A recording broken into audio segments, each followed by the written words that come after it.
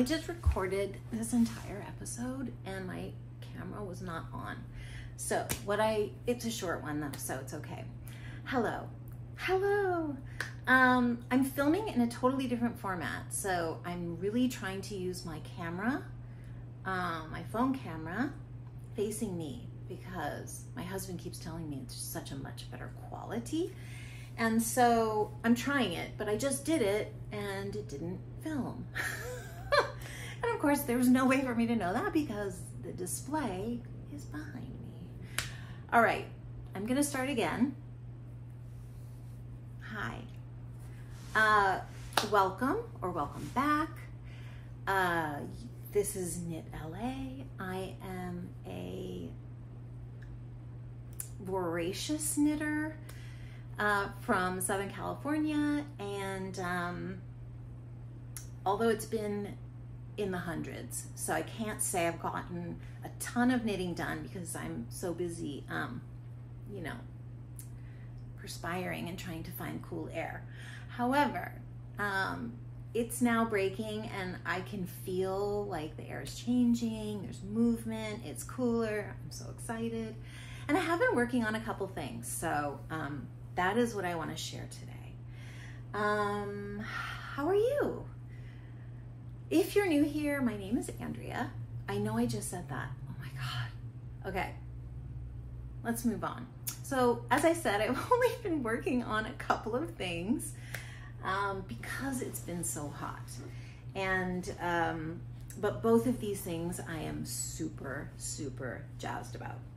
So the first one, you'll know because I mentioned it here, is called Nordstrand, and it is a design that Filcolana, the yarn brand, put out. And it is a gorgeous wool, kind of Nordic, very simple colorwork sweater, but it does have a few things that really caught my eye. So I'm going to show a picture here. So the things that really caught my eye are number one, the neckline is, it's not a turtleneck. I don't want to say a turtleneck, and I kind of hate the word turtleneck. Like, I think that is a terrible, terrible word.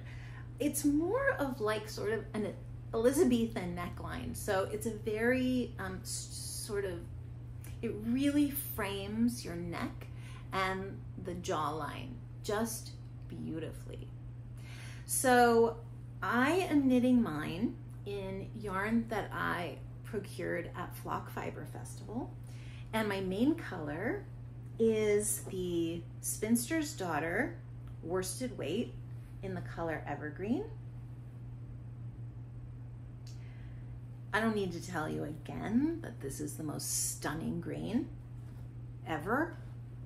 I'll show you a swatch I did, and I'm so proud of myself for swatching.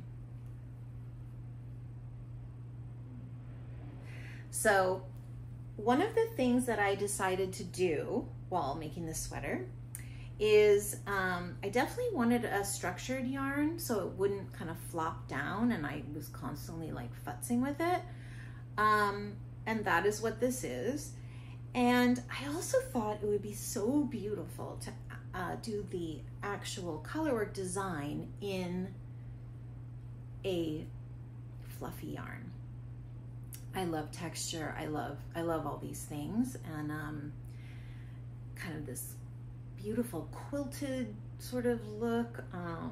And anyway, so I decided, and this is yarn I bought at Flock, and I also bought the contrast color, which unfortunately I do not have here, but it is also Farmer's Daughter fiber in the Odang DK, and it is absolutely luscious, so soft.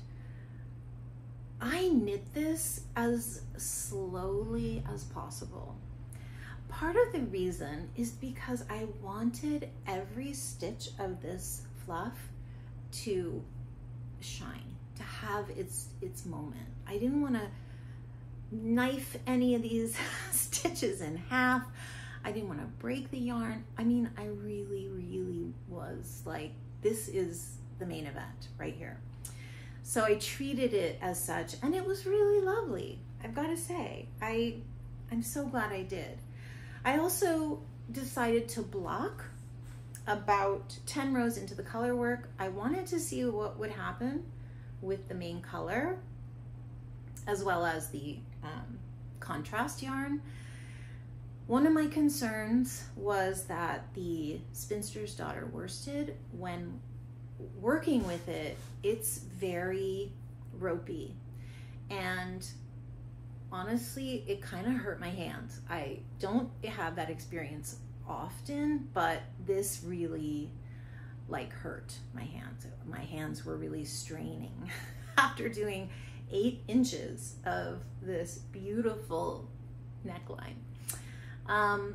I wanted to see how it was going to behave, because I also didn't want to look like I was in a neck brace. So, but happily, I'm here happily to report that it has softened up a lot. It's stretchy and squishy and does fit beautifully. It's that kind of wonderful midpoint between structured and there's a little movement, so it's wonderful.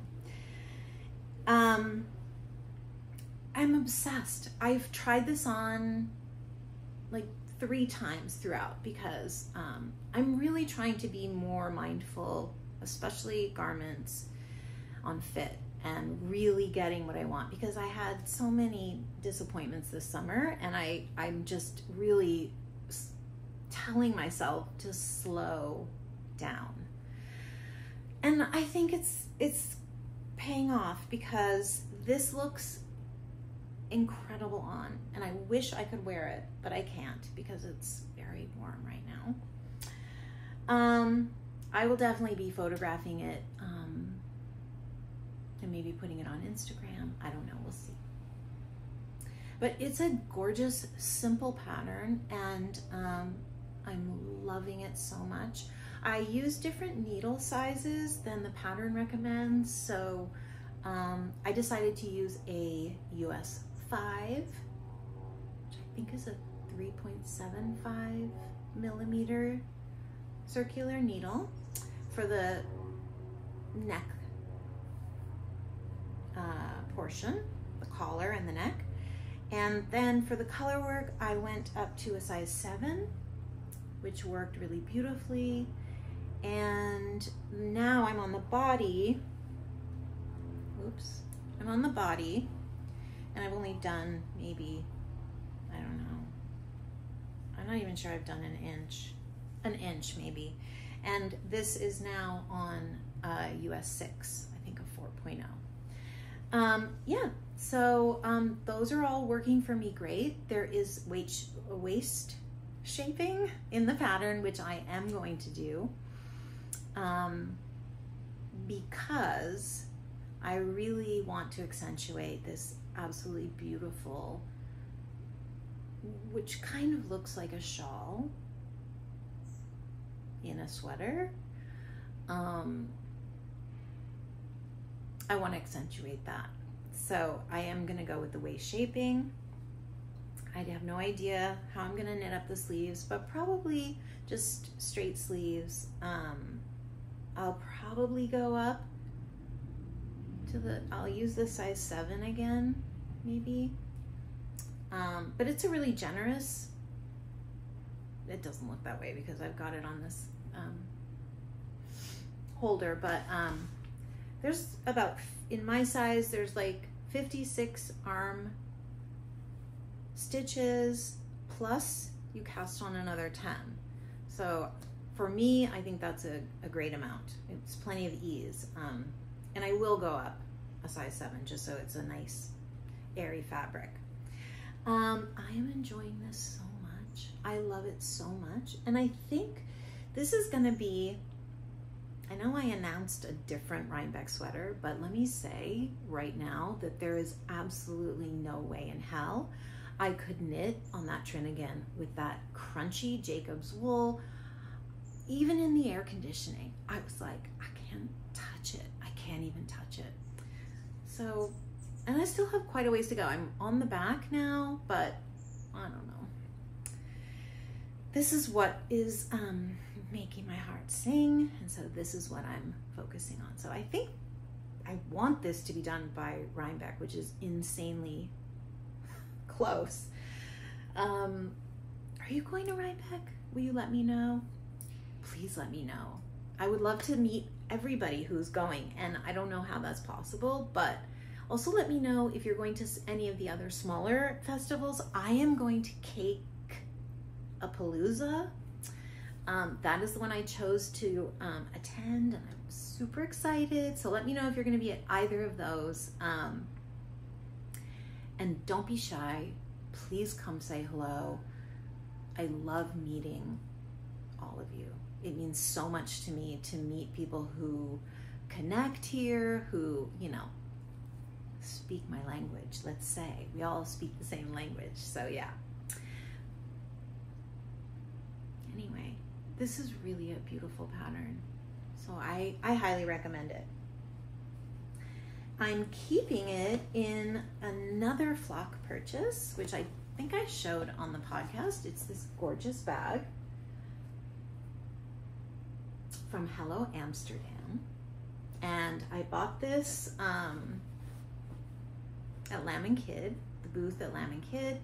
I love the strap, especially. The fact that it's like slightly diagonal, it really is comfortable to wear and stuff a ton of yarn in there. So that is the Nordstrand, and I will link the pattern below. And anything I talk about will have links below. If you have any questions for me, I hope that you will feel free to use the comment section below to ask. The other thing that's getting my attention, which is interesting, they're both colorwork projects for some reason, is my geometer cowl, which I did show on the last podcast. I had just started it. So now I'm halfway through the repeats, and you can really start to see the variation in the spin cycle yarn. So this is, again, called the Diameter Cowl. It's a Mobius design, which means I did a provisional cast on. It's a tube. You're working in the round, which is lovely. And you're just kind of knitting, and eventually you'll twist and bind off. So it creates this really beautiful, beautiful cowl shape. And I'm totally in love with this, and I cannot wait for it to be done. It's so pretty. I'm so excited to block it. So the colors I'm using, which I also, this would be a repeat from last time, but I'm using Spin Cycle Dyed in the Wool. No, Spin Cycle Nocturne.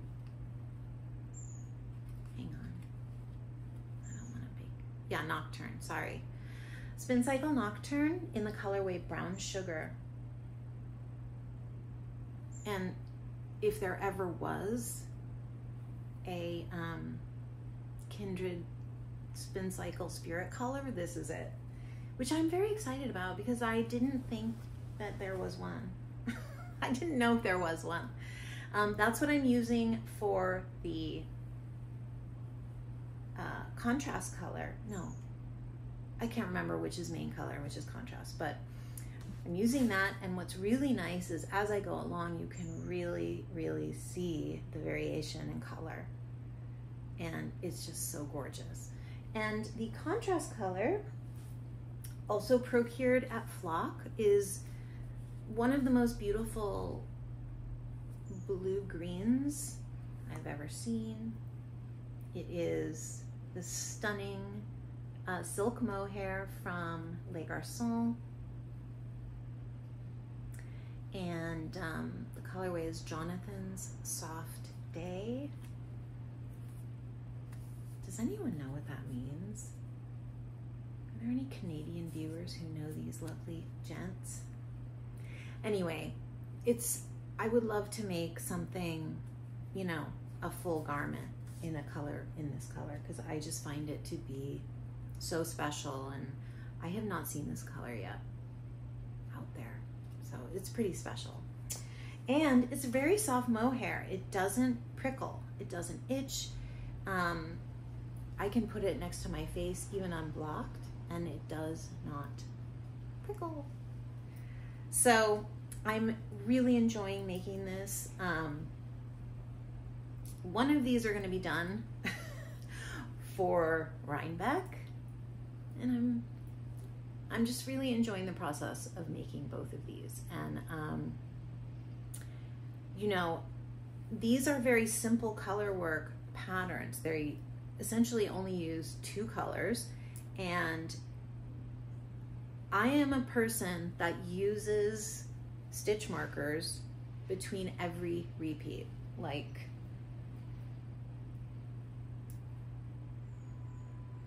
oh wait, I'm saying that and then I'm like, wait, I don't have any stitch markers.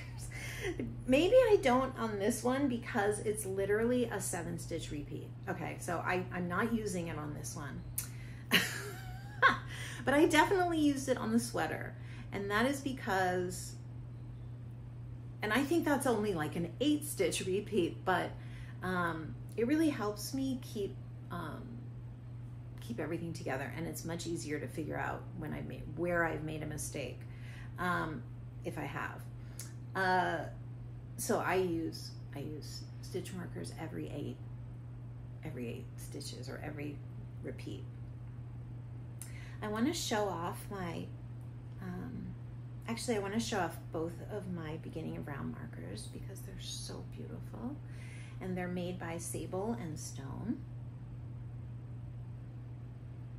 And this is just a gorgeous, they're really like jewelry. They're like little jewels for your knitting. And I usually only use them, though they come in a set, but I usually use them for beginning of round just because they're so special.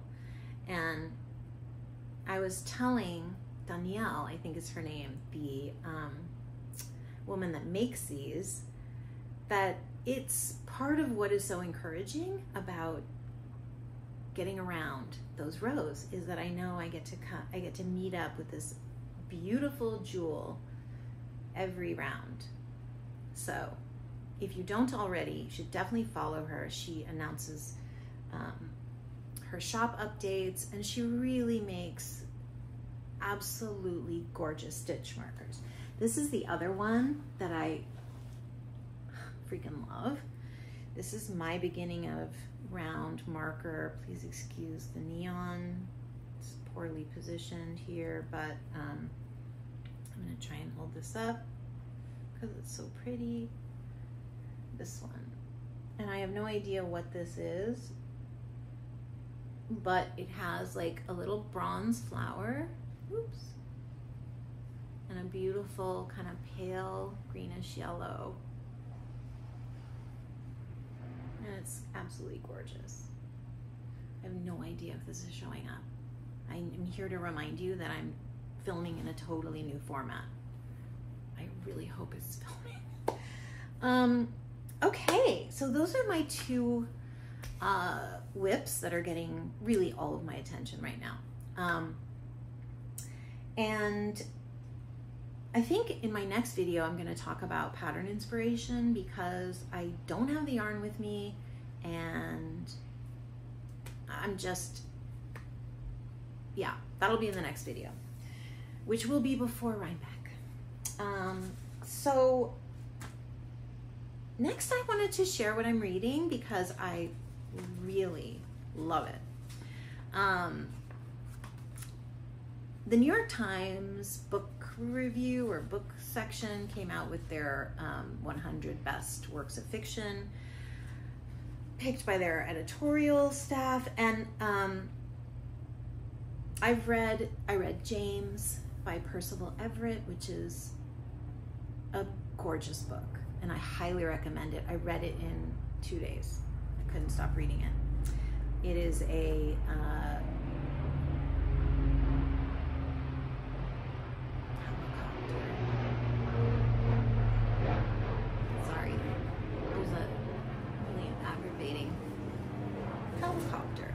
Okay, what was I saying? Percival Everett, the book James. It is a gorgeous retelling of the story of Huckleberry Finn. I could not put it down. And what I'm reading currently, I also am very absorbed in. And that is this book called This Strange Eventful History by Claire Messud. She is an author I've read before, and I just have the book jacket here because the actual book is in the living room. I don't use a book jacket, and I actually used to throw them out, but then my family was like, you can't donate books without the book cover or something, and I was like, okay. So I'm keeping it, and it's actually handy because I can just show you this. It is a beautiful family, generational history, as it says, and takes place before World War II and during and after, and it's just you get really absorbed in this family, and it sort of takes you through all these characters' lives and how they evolve, and it's a beautifully written book. So I recommend this for fiction. And then I wanted to share one last thing, which is I've been making this salad. I've made it for like twice in the last 2 weeks, so that's kind of a lot. And this is a salad that I used to make a lot, and I think it's actually a beautiful fall recipe. It is from this incredible cookbook called Jerusalem. Yotam Ottolenghi. He's a very well-known chef and cookbook author, and this one is also, he's partnered with Sami Tamimi, and I believe they're both co-chefs, co-authors on most of their books. But I have used this one so much, and this is one of my favorite recipes for fall, and I'm making it tomorrow night, so I thought I'd share. It's, look at that photograph, first of all. Baby spinach salad. Oh wait, this is the photograph. Baby spinach salad with dates and almonds. I'm like salivating. So what is so lovely about this particular recipe is you kind of pickle red onion and sweet dates together in like a white vinegar, and that taste that evolves from that tiny bowl really is the superstar of the salad. It's all spinach leaves. You toast up some torn pita. There's sumac, which is a wonderful spice for absolutely everything. Yeah, this is what I'll be making this weekend. And I highly recommend this cookbook. A lot of these recipes, this is an older cookbook, and a lot of these recipes are online. So I'll link to the book, and but yeah, his recipes are online, and now I'm totally hungry, and so it's a perfect way to end. Thank you so much for hanging out, and please like the video, subscribe to the video. This just helps me sort of reach an even broader audience, connect me with more people, which is entirely what this is about. So